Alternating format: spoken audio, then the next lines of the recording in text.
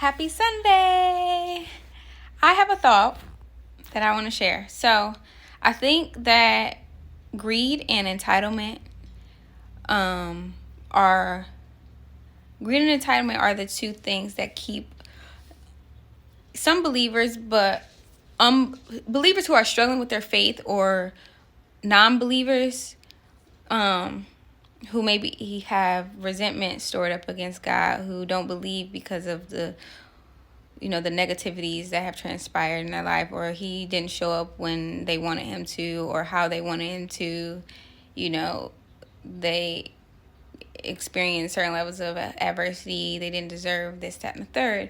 And I think that though we come from a place when we think like that of greed and entitlement unknowingly, because in essence we're saying that the sacrifice of Jesus Christ wasn't enough.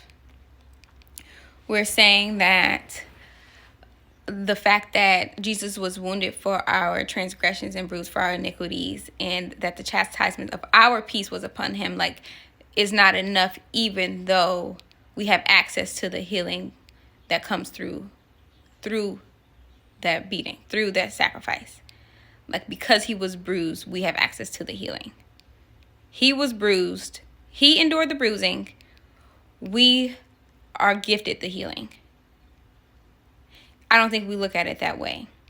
I don't think we look at it through the lens of understanding what we have access to, but also understanding that if God never did anything else for us, rewarded us, if he never made us rich, if he never, if we never got to have the children that we always wanted, if we never got to be married how we always wanted to be married, if he had never allowed or caused anything else that is rewarding, that will be considered a blessing or reward, to happen in our lives, the sacrifice of Jesus is still enough.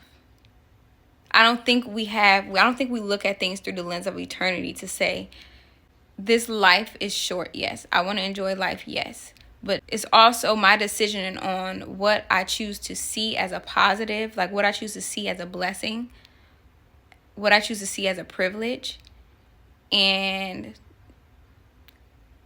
just live in the gratitude for those things, and for that condition, for that circumstance, for that journey. I don't think we look through the lens of eternity and saying, the real reward is the fact that I have access to salvation. And if I got nothing else after that, I'm okay. I'm content. We're very discontent. I'm content because I know that my life is eternal. And beyond this earth, that's when my real life begins. And because of the fact that he died on the cross, I was afforded the opportunity, even with my sinful nature and my mistakes, my ignorance, and all those things, even through that, I am still rewarded access because Jesus sacrificed his life for me. I think that's the thing we can't wrap our minds around. There's this entitlement for him to keep giving and giving. So even if we look at it in regard to the relational aspect, think about our natural relationships. If I lay down my life for you, and you're still expecting more and more and more and more from me, you expect me to fix every little thing, but you're also on in the same breath not willing to get up and sacrifice anything for me in return, how do you think that will make me feel? How would that make you feel? How would that, furthermore, be beneficial to your growth, maturity, accountability? How would that help you in evolution? How would it help you to evolve as an individual? How would that refine your character? How would you learn that way if I'm just constantly the only one giving and you don't have to do anything in return? You just expect things to go perfectly because you have an expectation. And this is what perfection looks like in your eyes, because you don't even have an understanding of what perfection is. Let's start there. So because it doesn't meet the standards of your perfection, your idea of perfection is very flawed and it's hateful. And the sacrifice that I made that you will never be able to match. But I'm not even looking for you to match it. I just want you to love me.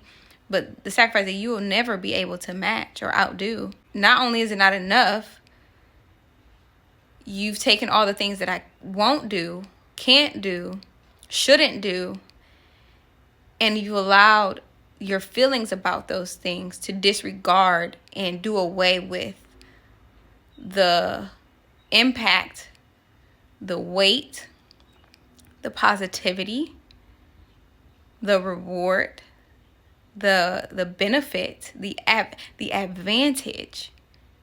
Jesus' blood speaks more advantageous things. The advantage of the blood. You've disregarded its advantage. You don't even partake in the advantage that you have full access to partake in, because you're so upset about the things that you don't see that I'm doing for you. Like, how would that really work out in a realistic relationship? Think about that. So now we've minimized the sacrifice, is what we've done. We've minimized it, is what you've done, because I believe in Jesus Christ. And even us who are struggling with faith, I can say that I have done it. I've minimized the sacrifice, because we constantly want more and more and more out of life. But what are we willing to give? And a lot of us can argue, oh, I've given so much, but for what benefit? Are you giving for the sake of reciprocity? Or are you giving because you genuinely love and want to give?